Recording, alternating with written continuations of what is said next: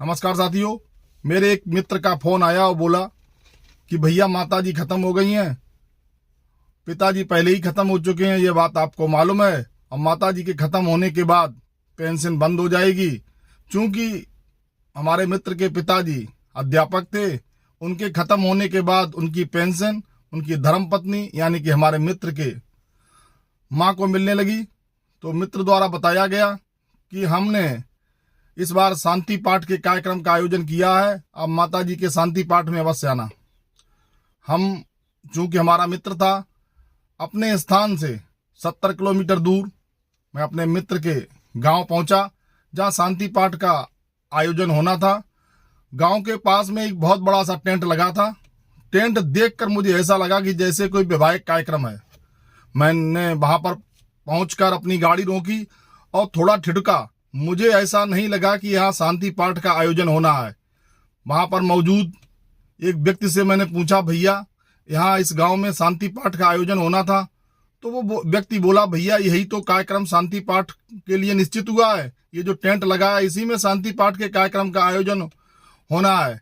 मैंने अपनी गाड़ी खड़ी करी। हमारे साथ मौजूद और लोग, सभी लोग कुछ पल आगे चले तो एक बड़ा सा गेट बना था। गेट के पास 2 लोग लठ लेके खड़े हुए थे। मैं डर गया। मैंने कि सोचा ये भैया शांति पाठ में लठ लेके ये 2 लोग क्यों खड़े हैं। मैंने उनके पास जाकर पूछा, भैया ये शांति पाठ के कार्यक्रम का ही आयोजन है? दोनों लठ लिए खड़े व्यक्ति बोले, हाँ भैया ये शांति पाठ के ही कार्यक्रम का आयोजन है। मास्टर साहब की धर्मपत्नी खत्म हो गई हैं, उन्हीं के कार्यक्रम का आज शांति पाठ है। तो मैंने उन भैया से पूछा, शांति पाठ के आयोजन में आप 2 मुचरंड जो लोग लठ लिए खड़े हैं, इनका क्या काम है? वो दोनों लोग बोले, भैया मालिक द्वारा बताया गया कि पास में ही भट्टा है, वहां के मजदूरों के बच्चे बेवजह खाना खाने आ जाते हैं, वो लोग खाना खाने ना आ जाएं, इस वजह से मैं शांति पाठ के कार्यक्रम में हमारे लोगों की ड्यूटी लगी हुई है। हमने कि भैया आपको कितना वेतन दिया है मालिक ने? बोला 500-500 रुपए हम दोनों लोगों को दिया है। हम लोगों का इतना ही कार्य है कि भट्टा के मजदूरों के बच्चे शांति पाठ के कार्यक्रम में बूंदी खाने ना आ जाए। भैया कुछ दूर चला तो देखा हमारे मित्र की माता जी की 5-5 फुट की बड़ी बड़ी कटआउट लगी हुई थी। तकरीबन 20-25 कटआउट और बहुत ही मखमली सोफे, फर्श पड़ी हुई थी और चारों तरफ टेंट लगा हुआ था। थोड़ी देर पर चलने के उपरांत मैं सोफा पर बैठा। उसके बाद मेरा मित्र आया, बोला, भैया आप आ गए? मैंने कहा हाँ भैया आ गया।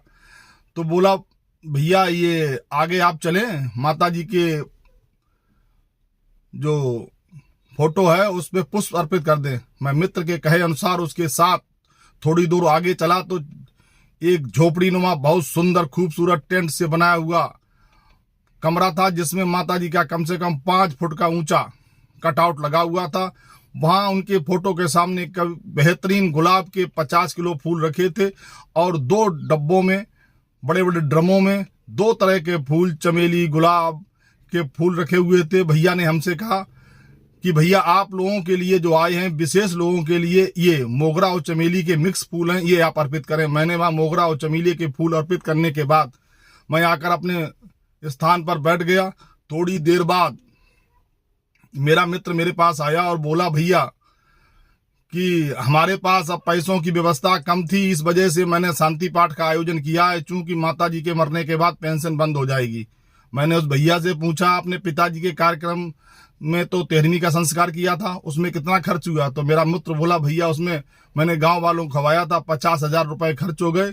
माता जी के कार्यक्रम में जो मैंने टेंट मंगाया, ये शहर का जाना माना टेंट है, इसके टेंट का 1 लाख रुपए खर्चा है और जो सामान इसमें सोफा वगैरह है उसका 20,000 रुपए का खर्चा है। लगभग 1.5 लाख रुपए खर्चा है। आप बताइए व्यवस्था कैसी है? मैंने कि बहुत सुंदर व्यवस्था है। और कुछ देर बैठा, तब तक वहां दोने में 2-3 बच्चे बूंदी लेके आ रहे थे। उसमें 50 ग्राम बूंदी एक दोने में लेकर मुझको दी कि भैया आप नाश्ता कर लो। मैं बूंदी खाने के बाद बाहर चला आया और मित्र से इजाजत ली। इजाजत लेने के बाद मैं गेट के बाहर आया। मैंने देखा जो लठ लिए दोनों लोग खड़े हुए थे, वो आसपास के छोटे छोटे बच्चों को भगाने का काम कर रहे थे। साथियों, मैं वहां से आने के उपरांत एक होटल में आया और जो हमारे लोग थे, हम लोगों ने खाना खिलाया। इसी बीच मैंने मित्र को फोन लगाया कि भैया आपने बहुत कहा था कि शांति पाठ का आयोजन किया है, पैसों की व्यवस्था नहीं है, इसलिए 13वीं संस्कार नहीं कर पाएंगे।